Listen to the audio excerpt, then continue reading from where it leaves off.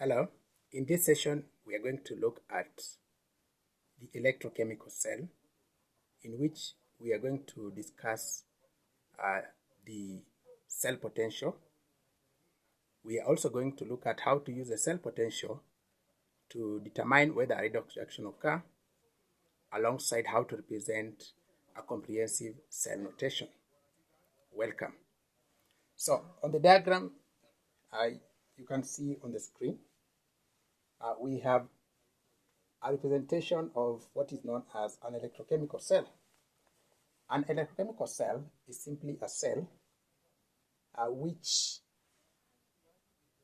uses the chemical reactions in it to yield a given amount of electric charge. As we look at it keenly, we are going to say that an electrochemical cell is a full cell made up of two respective half cells. Each half cell is made up of an electrode immersed in an electrolyte containing its ions. For example, zinc in zinc sulfate, that is zinc in zinc ions.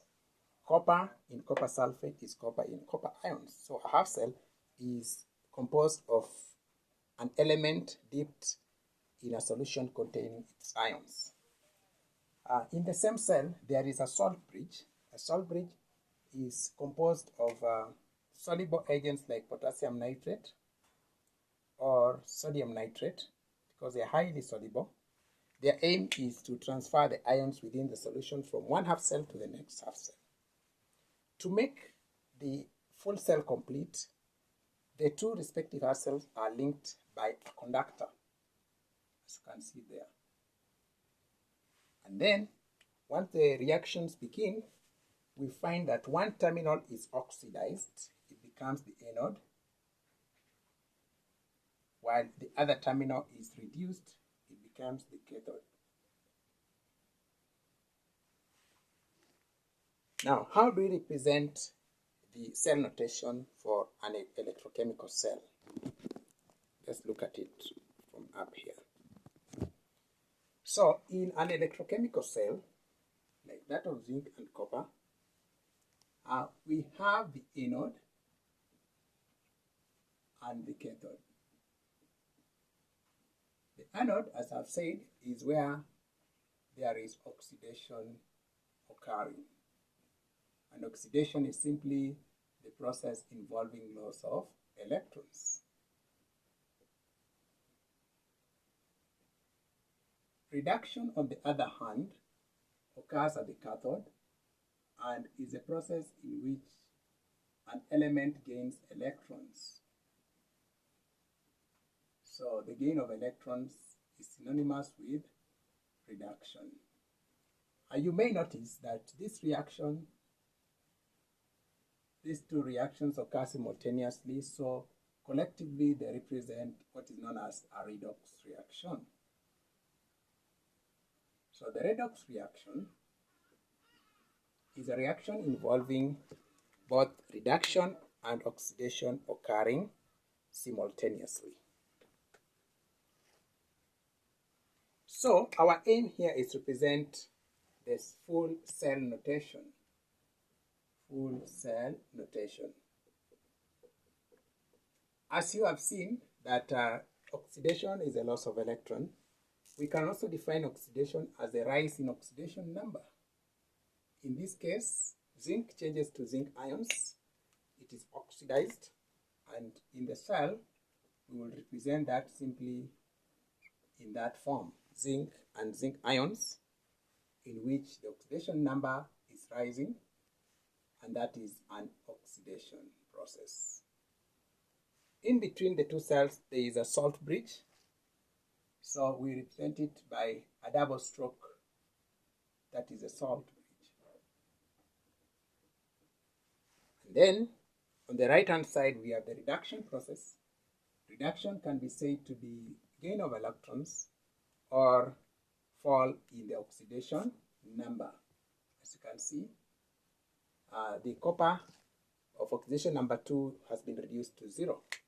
So the fall in oxidation number is a reduction process in representing that therefore we write copper 2 plus to copper 0, which is a reduction process. And therefore, this is the comprehensive representation of what we are calling the cell notation or the full cell notation. So that full cell notation is clear and precise. We may intend to obtain the amount of charge transferred from anode to cathode. How do we do this? Either we would use what is known as the Nernst equation, and the Nernst equation represents the overall energy, which is the electromotive force. The electromotive force is equivalent to the standard electric charge, which is quantified by adding a ratio of 0.059 over the mole ratio of electrons times the logarithm of the oxidized and reduced species. Now, that being technical, we only need to understand the equation and then we'll substitute the values. E is the overall energy, E naught is the standard electromotive force, 0.059 is a constant, Z is electron mole, and oxidized and reduced species are represented in respect to their concentrations. So then, how could we simplify this process when you want to quantify the electromotive force? We are told that for every process, there is some charge transferred.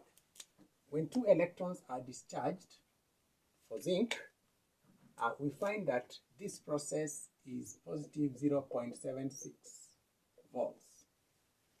When 2 electrons are gained for copper, it is positive 0.34 volts. Now, when we want to get the electromotive force, we simply say E cell is equivalent to E oxidation plus E reduction. And when we quantify that, you get 0.76 plus 0.34, which is the same as 1.10 volts. So the standard electromotive force of that cell between zinc and copper is equivalent to 1.10 volts, period. The alternative to adding the electromotive forces would be subtracting by a similar equation, which is inverted. Let's see how this could be done.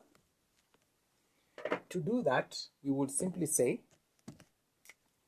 that the E cell is equivalent to E reduction minus E oxidation. Now, the bone of contention here is just how do you represent the reduced and the oxidized species.